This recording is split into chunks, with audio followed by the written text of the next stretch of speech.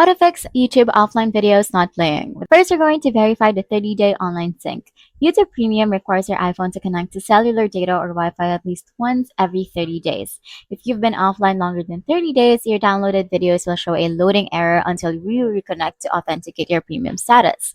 Next, you're going to check your free iPhone storage. So you're just going to head over to your iPhone settings. So from your home settings page, you're going to tap on General.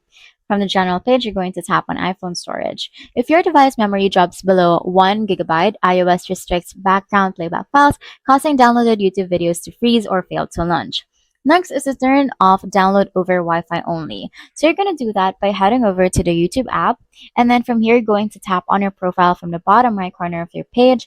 From here, you're going to tap on the settings gear at the top right. And then you're going to tap on downloads or background and downloads under the video and audio preferences.